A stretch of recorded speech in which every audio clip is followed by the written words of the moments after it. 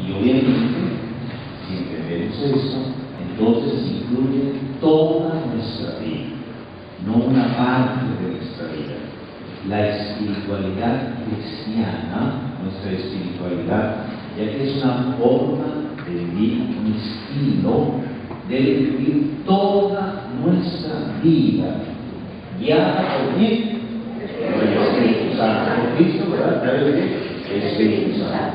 Entonces, un estilo de vida, una forma de vivir que incluye toda nuestra existencia, según los preceptos de Cristo, y guiada por quién? Por el Espíritu Santo. ¿Quién es el más interesado que nosotros lleguemos a la santidad? El Espíritu Santo. Y nos va llevando por el camino, respetando nuestra libertad. Y el final, la meta de la espiritualidad cristiana es la santidad. Ese es el objetivo. ¿A dónde quiere llegar la espiritualidad cristiana? A la santidad, a una total configuración con Cristo. Y el Espíritu Santo es precisamente el trabajo que tiene, configurarnos a todos poco a poco, ir dejando el hombre viejo y revistiéndonos del hombre nuevo, poco a poco. Esta es la espiritualidad. ¿Qué? Espiritualidad cristiana. No es una espiritualidad musulmana, porque hablan ahora, ya nos copiaron de espiritualidad musulmana, de espiritualidad característica, de espiritualidad mormona. No nos copiaron en ese sentido, pero la auténtica, original y primaria espiritualidad es espiritualidad cristiana. Repito, voy a estar repitiendo para que las ideas fundamentales no se vayan a escapar y no se les olvide que cuando yo acabe, ¿qué voy a hacer? A preguntarles. Entonces, un estilo de vida, una forma de vivir que tiene una meta, esa meta, el objetivo es la santidad. En ese sentido, tenemos entonces muchos elementos que vamos a considerar, pero antes se subdivide esa espiritualidad cristiana en otras espiritualidades que no son parte de la espiritualidad cristiana. ¿Han oído hablar de la espiritualidad sacerdotal o no? Dentro de la base de la espiritualidad cristiana se subdivide la espiritualidad sacerdotal, la espiritualidad matrimonial. Fíjense qué bonito. Los esposos que quieren pueden llevar una espiritualidad. Yo como base, repito, un seguimiento de Cristo, pero propio de los esposos, que tienen tonos diferentes de la espiritualidad sacerdotal, ¿o no?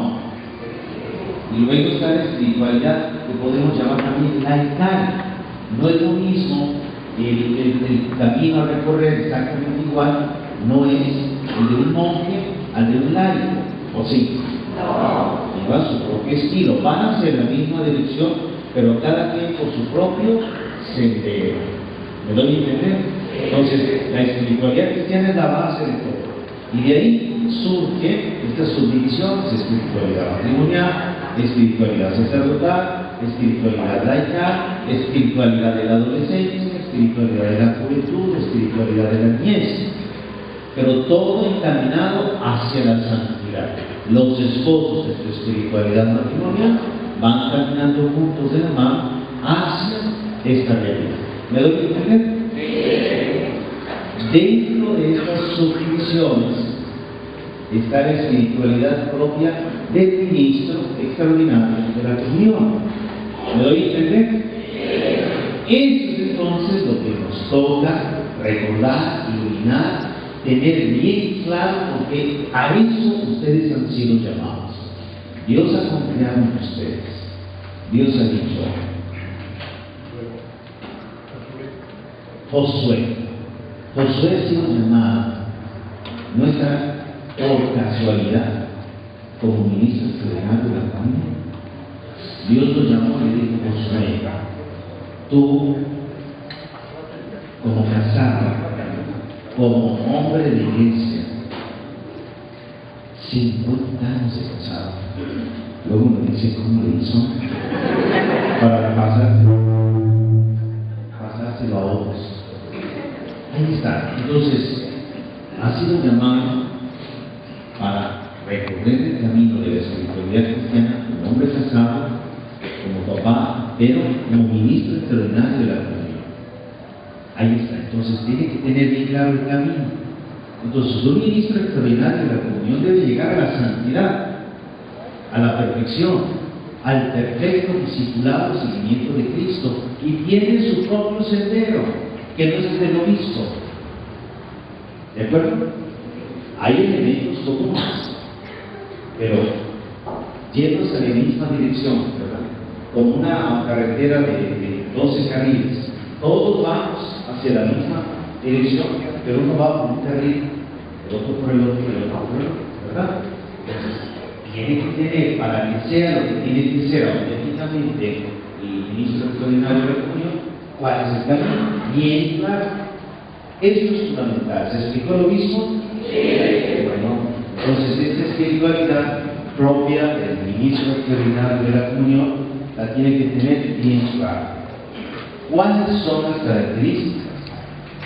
Vamos a comenzar con una fundamental. Una característica de espiritualidad que tiene el Padre Francisco, que tiene el diácono permanente, que tiene su servidor, que tiene el laico, que tiene el seminarista, cada quien con su camino, es la oración. La oración debe ser una nota muy propia y característica del ministro extraordinario de la comunión. Pero dirán ustedes, bueno, eso es de todos cristianos, sí, pero no es lo mismo la oración que hace un monje de clausura y una monja de clausura que hace un laico que tiene que estar trabajando como licenciado, como obrero, ¿Por qué?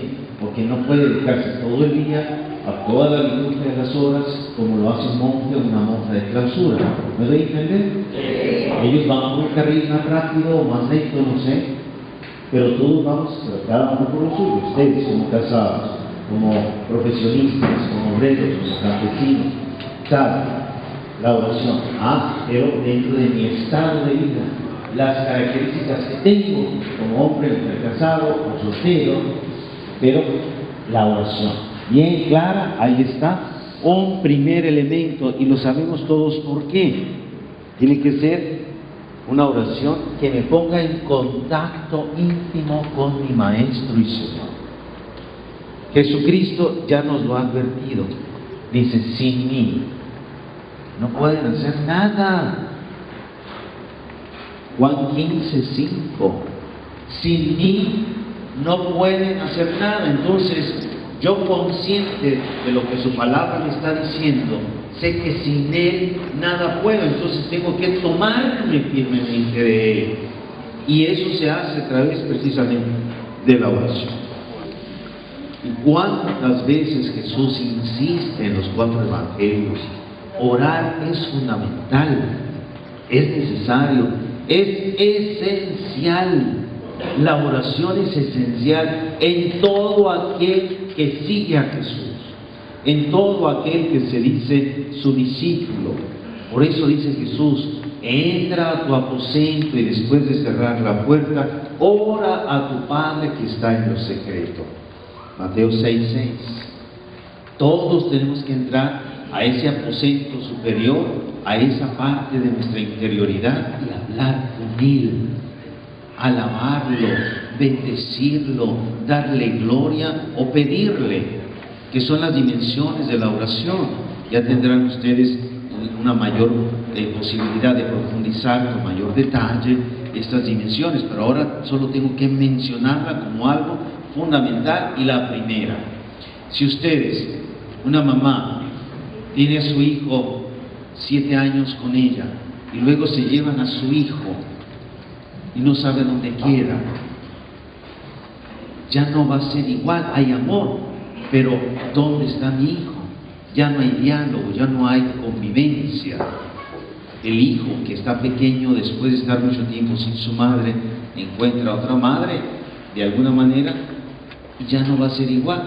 Se necesita el diálogo cotidiano de la familia, la madre con el hijo. ¿Cierto o no? Sí. Muchos de nosotros no tenemos esa dimensión íntima con nuestro Maestro y Señor. ¿Se acuerdan cuando Cristo fue a visitar en Betania a Marta y María? ¿Qué pasó? Marta, que era lista, movida, la jovencita aquella, y amiga de Jesús, Marta, María y Lázaro andaban pero contentos de que llegó a visitarlo, y llegaron cansados, con los pies llenos de polvo, con mucho calor, con mucha sed. Y Marta inmediatamente se puso a prepararles una agüita, unos taquitos, qué sé yo. ¿Y qué hace María? Se sienta muy a gusto a los pies del maestro, porque el maestro estaba hablando, enseñando. Y luego Marta le reprocha y le dice: oye, Señor, no la molests, dile que me ayude, que no sea floja esta mujer. ¿Y qué dice Jesús? Marta, muchas cosas te preocupan y una sola es necesaria, una. Y María escogió la mejor parte. Me está escuchando, estamos platicando, tranquila. Cuando él llegó no le dijo: a ver, déme de comer, a ver, déme de beber, ya llegará el momento. Si yo estoy ahorita hablando, si estoy compartiendo, escúchenme. Tú también siéntate aquí, mujer. Ya que acabemos, entonces ya te preparas lo que sea. No soy exigente. ¿Me doy a entender? Esa dimensión tiene que estar pero bien clara, porque cuando la perdemos nos lleva el tren. Nos lleva el tren. En cambio, si estamos bien fuertes y firmes, si tenemos una reserva ahí en la bodega, pero bien fuerte, aunque llegue la muerte, aunque llegue una enfermedad, aunque llegue un chisme, una calumnia, lo que sea, yo saco de la bodega porque estoy bien preparado. En cambio, cuando no tengo vida de oración, cualquier ventecito o catarrito me lleva. Tenemos que estar bien firmes y bien fuertes, con un cimiento de vida espiritual a través de la oración. ¿Queda claro? Sí. Entonces ese es el primer elemento tan importante y tan fundamental del ministro extraordinario de la comunión, porque estamos viendo la espiritualidad de ¿quién? Que sea igual con otros es otra cosa, pero ese es también nuestro camino propio. Es una dimensión fundamental, de la cual ustedes también tienen que dar testimonio a tanta gente que tratan. Porque no olviden, ustedes son gente que los demás en la comunidad los miran. Mira, doña Panchita, ni un Padre Nuestro sabe rezar y es ministro extraordinario de la comunión. Tiene que ser muy, muy importante el testimonio, la conciencia de mi testimonio ante los demás. Y que digan: eso es ministro extraordinario de la comunión. Y luego miren, la oración se nota en los ojos. Cuando una persona está cerca de Dios, llena de Dios, en su rostro se nota. Se nota. Yo cuando voy con las monjitas de clausura, noto de verdad, son mujeres de oración. Se les nota en los ojos, algo tienen de brillo especial. Y cuando uno de ustedes dice: si yo voy, veo sus ojos.